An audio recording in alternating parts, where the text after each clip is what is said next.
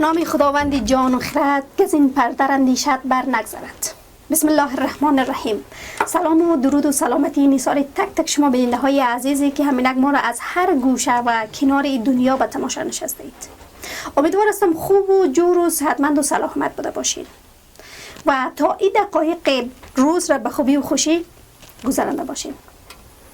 بله دوستان عزیز، باز هم برنامه یک روز کاری است و من شیرین گل نظری به اتفاق همکار خوبم در خدمت شما بیننده های عزیز قرار داریم. خداوند بس شاکر و سپاسگزار هستم که بار دیگر توفیق نصیب کرد که باز هم میزبان نگاه های گرم و قلب های مهربانی شما عزیزان بیننده باشیم. طبق معمول باز هم ما میهماندار هستیم و قرار است که امروز میزبانی داشته باشیم از یک دختر شجاع و با انگیزه و پرتلاش دیگر این سرزمین. بله دوستان عزیز، امروز ما دخت غور را همراه خود داریم. دخته که شجاعت و استقامت و تواناییشان به استقامت منار جام می باشد. بله، بانو صدیقه زمانی. قرار است امروز میزبانی داشته باشیم از یک روز کاری بانو صدیقه زمانی. در این برنامه ما را همراه باشید.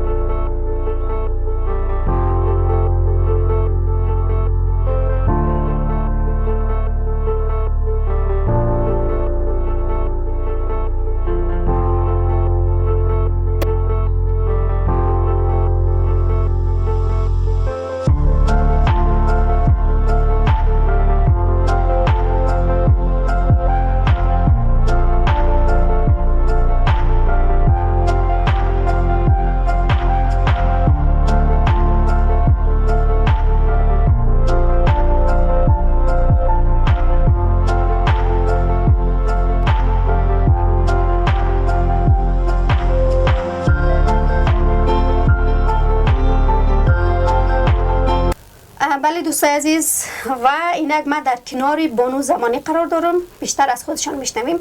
خب ببخشید من کم وضعیت گلون من خراب است و صدام کمی غور است. سلام، وقت شما بخیر بانو زمانی عزیز. خوب هستین؟ تشکر، شما خوبین؟ تشکر، سلامت باشین. خود یک معرفی داشته باشین به بیننده های ما. بسم الله الرحمن الرحیم. نامم صدیقه، تخلص زمانی از ولایت غور، فعلا باشنده کابل. خیلی عالی. خب بانو زمانی، خسته نباشین. سلامت باشین، زنده باشین. کاروبار چطور میگذره؟ بس شکر است. شکر است. روزگار بر وقف مراد هست نیست؟ خوب است دیگه، شکر کردنی است. خب بانو زمانی، من میخوایم از اینجا سوال شروع بکنم که شما چی مدت میشه که اینجا این شغل رو اندازی کردین و مشغول خیاطی هستین؟ تقریبا 1 سال میشه. 1 سال میشه؟ شما چی انگیزه باعث شد که بخواین رو به یک کار بیارین و این دستگاه اینجا ایجاد بکنین، یک کار کوچکی که مصرفیت روزانه شما را تشکیل میده؟ خوب، درسا که به مکتبا که برای ما بسته شد و همین باعث شد که ما بخوایم خیاطی رو شروع بکنیم. خیلی عالی. شما گفتین 1 سال شده که اینجا کاروبارتون شروع کردین به صورت رسمی، درسته؟ این خودتون کار میکنین. قبل از شما خیاطی رو بلد بودین یا خیر، یا از کدام جایی رفتین یه شغل یاد گرفتین بعد از آمدین اینجا خودتون همونطور آزاد کاروبارتون شروع کردین؟ نه، بلد نبودم، جایم نرفتم، همینجا خانه. در خانه یاد گرفتین؟ یعنی پیش کدام استاد نرفتین؟ نه. خب حالا چطور میتونین بدوزین؟ کم کم یاد گرفتم. منظور من این هست که آیا کدام استاد خاصی داشتین در این ساحه یا خیر؟ نه، نداشتین؟ خیلی خب، شما چی نوع خیاطی در اینجا میکنین؟ منظورم که خیاطی زنانه است، مردانه است، کدام مدل خاص را اینجا شما میدوزین یا خیر؟ مردانه است، اسکتای مردانه، اسکتای جالب. اسکتای مردانه میدوزین؟ کل یعنی شما در کل فقط مردانه میدوزین یا خیر، یا هر نمونه که پیشتان بیای شما قادر به دوخت او میباشین؟ هر مدل که بیای میدوزین. هر مدل بیای میدوزین؟ خیلی عالی. یعنی فرق نمیکنه که زنانه باشه مردانه باشه، میدوزین دیگه، هر نمونه رو میتونین بدوزین. شما حالا که اسکتای مردانه رو میدوزین، این به چه شکل شما کار میکنین؟ تولیدی کار میکنین یا که میدوزین به یک جای به فروش میرسانین؟ بله تولیدی از کارخانه بروش کردگی میاریم به خانه میدوزیم، فقط چرخکاریش میکنیم میبریم تسلیم صاحبش و اون به فروش میرسن. خیلی خوب. چطور است؟ میصرفه؟ خوب است دیگه، خوب است. خوب است. یعنی درآمدی که شما از خیاطی به دست میارین آیا کفاف زندگی شما رو میکنه؟ آه راضی هستین دیگه؟ آره بله. خوب شکر است. باز شما چند نفر اینجا در یک کارخانه مصروف کار هستین؟ چون اینجا دو تا دستگاه هست، یکی هست و یکی می هست و ماشینای شما هم که ماشاءالله برقی هست. حالا شما تنها اینجا هستین یا خیر؟ دو نفر است. دو نفر؟ همراه خواهرتان کار میکنین؟ بله. خیلی خوب. شما در خانواده چی تعداد فامیل؟ این فامیل شما خورده از کلان است؟ تعداد اعضای خانواده چند نفر هستین؟ فامیل ما شکر کلان است، 9 نفره. ماشاءالله. و باز خرج و مصرف این 9 نفر تنها شما از این خیاطی میکشین؟ نه تنها وقت نمیتونم، شما کلگی نمی‌تونین؟ کار میکنم. خیلی عالی. یعنی شما یک کمکی برای اونا هستین دیگه، درسته؟ دیگه. خیلی عالی. خب باز بقیه اعضای خانواده مصروف چیکار است؟ منظورم است که خواهر و برادران ماشاءالله مصروف چیکار هستن؟ خواهر خود کردیم خیاطی میکنه، بیادر چی کار میکنه؟ فارم بادرنگ. باز شما ایده تعمیری که زندگی میکنین این تعمیر از خودتان هست؟ کرایی هست؟ نه از خودمان است، کرایی است. کرایی هست. چند کرا میتون ماهانه؟ 4000. 4000. خب شما چه فکر میکنین درآمدی که شما از خیاطی دارین آیا میتونه مصرفی تعمیر شما را یا کرای تعمیرتان بپردازه بس بکنه یا خیر؟ کرای تعمیر بس. کرای تعمیر بس میکنه. یعنی اما که کار میکنین او رو مستقیم میتین به کرای تعمیر. باز بقیه مصارف روزمره زندگی رو چیکار میکنین؟ بقیه‌اش خود دیگه اعضای فامیل کار میکنه. خیلی عالی. یعنی شما یک کمک هستین به اونا، درسته؟ یعنی قسمی نیست که شما باردوش اونا نیستین، در حقیقت امرای اونا همکار هستین در خرج و مصرف روزانه خانواده. خب از این بر ما بگوین که پدرجان و مادرجان شما در چی سن و سال هست؟ آیا توانایی کار داره نداره؟ پدرجان خدا ببخشه، خدا بیامرزه، نیست خدا پیشم. رحمتشون کنه. دیگه مادرجانم در سن 40 ساله کار نمیتونه دیگه. منظور می بود که اونا حال دیگه توانایی نیستن که کار کنن، درسته؟ نه توانایی نداره. خیلی خوب. خب بان زمانی شما چی فکر میکنید؟ آیا خیاطی یا این کاروباری که شما اینجا رو انداختین میتونه گزینه بهتری به جای تحصیل باشه؟ نه جای تحصیل خود چیز گرفتن نمیتونه. تحصیل اگه میبود خیلی خوب میبود، بازم خوبه دیگه از این که آدم به کار به انگیزه به هدف باشه خوبه دیگه. خیاطی جایگزین شده دیگه برای فعلا جایگزین هست. شما چی فکر میکنید؟ فعلا شغل خیاطی در بین دخترها مخصوصا در شهر کابل آیا کم است زیاد هست؟ خیلی زیاد. خیلی زیاد هست. بعد از یک مکاتب بسته شده شغل خیاطی در بین دخترها خیلی زیاد شد. یعنی همه مصروف خیاطی شدن دیگه با شمول خود شما. شما صنف چند مکتب بودین؟ صنف 9 بودیم مکتب. شما وقتی که در مکتب بودین چی آرزو داشتین یا رویای شما چی بود که بعد از ختم مکتب بخواین همون نفر در آینده شوین؟ میخواستم دکتر شوم. میخواستم دکتر شوین و من امیدوار هستم که یک روز مثل دکتر شکردخت بدرخشین. خب انشالله.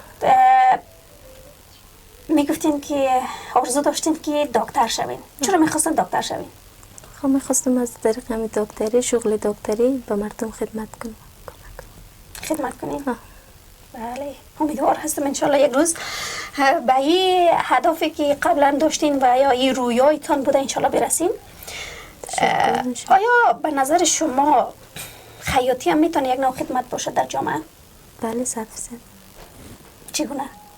همی که به خانواده خود کمک میکنم از لحاظ مالی اقتصادی. این خیاطی هم شغل است که بر مردم هم کمک میشه دیگه. بله. خب در کل میتونم بگویم که شغل خیاطی یا هر آن شغلی که امروز دختران در افغانستان انجام میتونه گزینه بهتری برای خلاص شدن یا نجات پیدا کردن از ناامیدی، از استرس، از ترس باشه. هم قسم که من قبلا هم در برنامه ها یادآوری کردم، شغل خیاطی یکی از پرطرفدارترین شغل هایی هستند که در بین دخترها امروز در کابل موجود می باشد. به قول بانو زمانی دخترانی که فعلا از درس و تحصیل محروم هستند تقریبا تمامیشون رو آوردن به شغل خیاطی. چرا؟ شاید دلیلشی باشه که خیاطی تنها مسیری است که میتونه این دختران را از تشویش و نگرانی ها و سردرگمی روزمره نجات بده. میتونه یک روزنه امید برای فردای بهتر باشه، چرا که خیاطی خودش هم یک شغل است و خیلی ها هستن که حتی شغل خیاطی را هم بلد نیستن. خیلی خوب بانو زمانی، هدف شما در آینده چی هست؟ هدفم همه کمی خیاطی رو پیش ببرم و از طریق همی موفق شوم یک روزی. میخواین موفق شوین تا یک روز سر پای خودتان استاد شوین، درسته؟ میخواین در آینده چی نوع مدل بیشتر شما کار کنین روی و مدل های محفلی می باشه زنانه یا مردانه؟ مدل های زنانه. مدل زنانه رو بیشتر میخواین؟ حتما منظور شما لباس های محفلی است دیگه. چی فکر میکنین؟ آیا مود لباس های محفلی یا مدلی که شما میخواین کار بکنین آسان بوده میتونه برای شما؟ چون شما فعلا اسکت میدوزین، میتونین مدل های محفلی رو بدوزین؟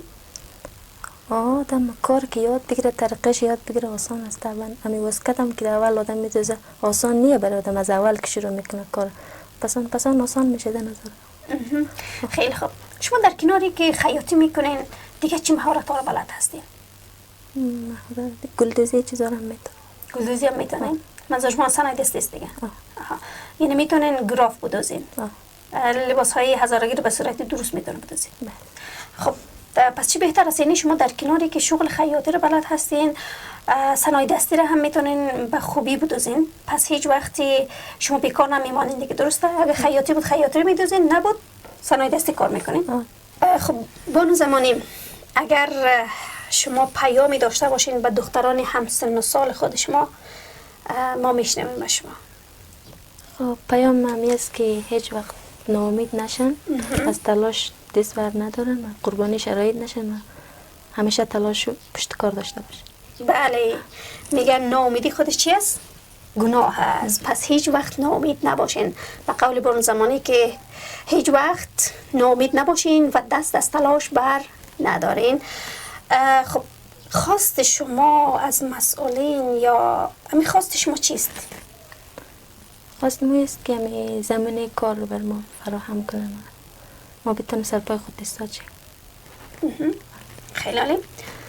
خواست بانو زمانی می باشه که زمینی برشان فراهم شوه تا بتونه خودشان روی پای خود بایسته، خودشان به خود کفایی برسه. مثلا اینا این واسکت هایی را که اینا میدوزه به یک قیمت بسیار پایین اینا میاره از یک کارخانه و اینا را این واسکت ها خیلی زحمت زیاد کار داره، اما فیزشون خیلی کم هستن. خواست اینا این هست که زمینه فراهم شوه یا این زمینه برایشان مساعد شوه تا بتونه خودشان دستگاه خیاطی خودشان داشته باشه، خودشان تولیدی بزنه تا روی پای خود بایسته، تا می زحماتشان هدر نروه. به خاطر که فعلا اینا که کار میکنه به یک قیمت خیلی پایین، به یک فیس خیلی کم کار میکنه. امیدوار هست روزی بتونه خیاطی خودشان روی پای خودشان ایستاد شه و خودشان یک کارخانه تولیدی از خود داشته باشه. و ما امیدوار هستیم که شما به خواسته تان، به آرزویتان برسید. تشکر زنده. جهان سپاس بانو زمانی گرامی از اینکه در برنامه حاضر شدین و دعوت ما را پذیرفتین. وقتتان را به ما دادین. بسیار زیاد تشکر شما. تشکر شما. خوش آمدید. خوش باشین. بله دوستان عزیز، این بود برنامه یک روز کاری با من شیرین گل نظری در این هفته که تقدیمتان کردیم. تا یک برنامه دیگر، تا یک مهمان ویژه دیگر، شما را به الله پاک و بی‌نیاز می‌سپارم. بدرود.